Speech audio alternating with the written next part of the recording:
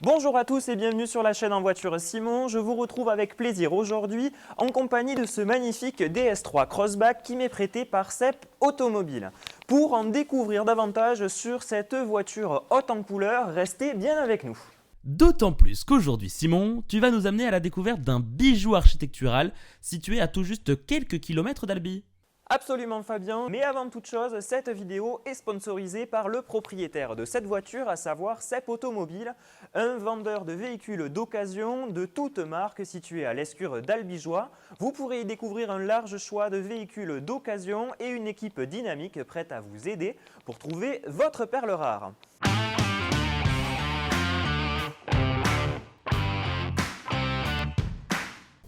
Fabien vous l'a teasé tout à l'heure, je vous amène aujourd'hui à la découverte d'un véritable bijou architectural qui relie le Tarn et l'Aveyron au volant de ce magnifique DS3 Crossback grand chic.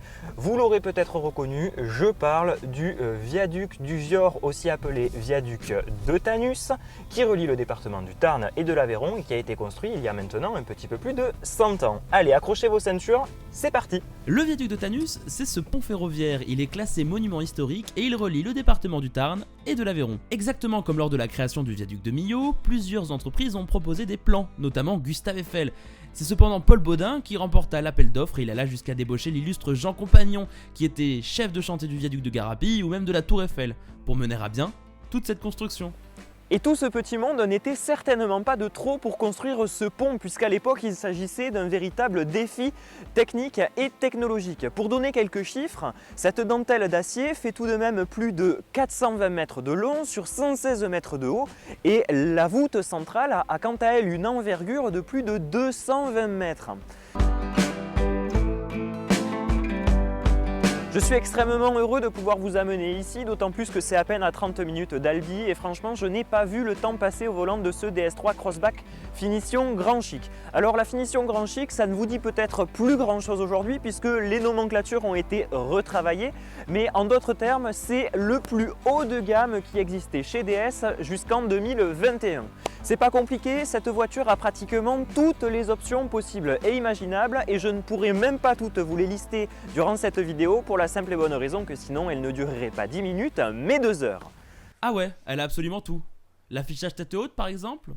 Oui, absolument Fabien, elle est équipée de l'affichage tête haute et d'ailleurs c'est plutôt rigolo parce que lorsque l'on démarre le moteur, on a ce petit bout de verre qui sort du tableau de bord pour pouvoir nous projeter la vitesse à laquelle on roule, le réglage du régulateur de vitesse ou alors la navigation. Et même l'intérieur cuir ? Oui, elle l'a aussi, elle est également équipée de cette option. Et les jantes 17 pouces ? Non, par contre là je ne suis pas d'accord. Elle n'est pas équipée de jantes alu 17 pouces, elle est équipée de jantes alu 18 pouces.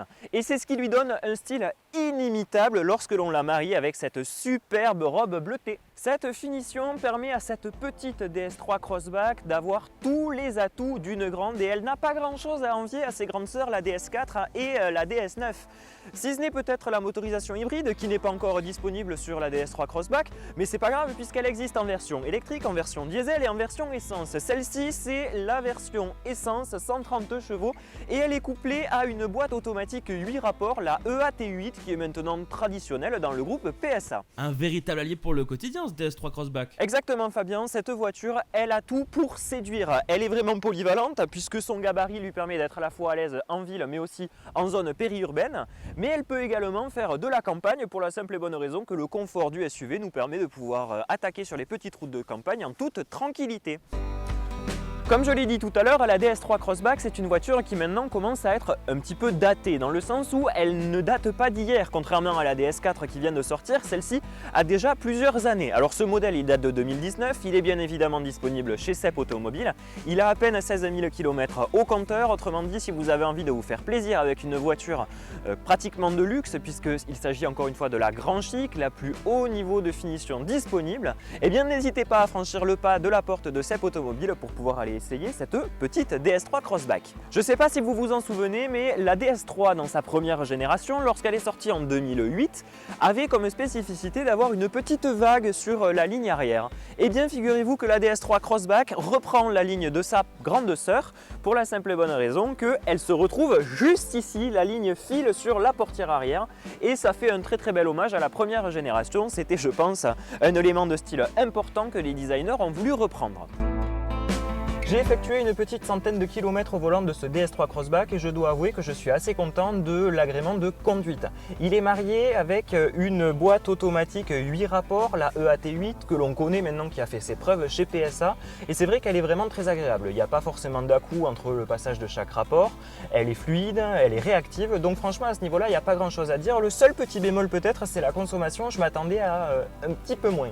Là, je vois que d'après l'ordinateur de bord, on est quand même à plus de 7 litres au 100, donc je veux bien que cette voiture soit un petit peu lourde. Après, franchement, ça ne me surprend pas plus que ça quand on sait que le reste de la gamme est à peu près au même niveau et qu'un DS7 Crossback dépasse largement les 9 litres au 100 avec une motorisation équivalente. Mis à part la petite question de la consommation, j'apprécie franchement le confort de cette voiture. Elle est pratiquement toute option. Les sièges en cuir sont assez confortables, ils ne sont pas baquets, mais ils nous tiennent pas trop mal. C'est assez agréable et puis honnêtement, dès qu'on rentre dans la voiture, remarquez cette magnifique surpiqûre, c'est franchement agréable et c'est plutôt joli à regarder. Le deuxième truc que j'aurais apprécié avoir dans cette voiture, c'est un toit ouvrant. C'est vrai qu'aujourd'hui il fait un petit peu gris et avec les cuirs noirs, on a l'impression que l'intérieur de la voiture est assez sombre. Alors le tableau de bord, lui, il a un petit côté cuivré et c'est pas pour me déplaire, c'est franchement joli. Mais le truc absolu, ça aurait été d'avoir ce petit toit ouvrant ou du moins le toit panoramique. Ça aurait apporté un petit peu de luminosité et c'est toujours confortable dans une voiture. Ok Fabien, on va terminer avec le traditionnel bilan. Eh bien, il ressort de cet essai pas mal de choses positives et quelques petits bémols, comme notamment la ceinture de caisse qui est tellement haute que la visibilité lorsque l'on est au volant est relativement réduite. Fort heureusement, il y a toute une série d'aides à la conduite, mais aussi une caméra ou un radar de recul qui permet de compenser ce manque de visibilité. Mis à part ça, le véhicule est très bien fini et c'est quand même agréable de voir un véhicule made in France avec une aussi bonne qualité. On y retrouve notamment les sièges en cuir, on l'a dit tout à l'heure, le travail sur les surpiqûres qui est exceptionnel et puis un look qui est tout de même vraiment tape à l'œil et c'est pas désagréable de pouvoir rouler en française avec un style aussi cool. Il en ressort donc de cet essai pas mal de choses positives et je remercie encore chaleureusement Cep Automobile de nous avoir prêté cette voiture qui ne passe pas inaperçue.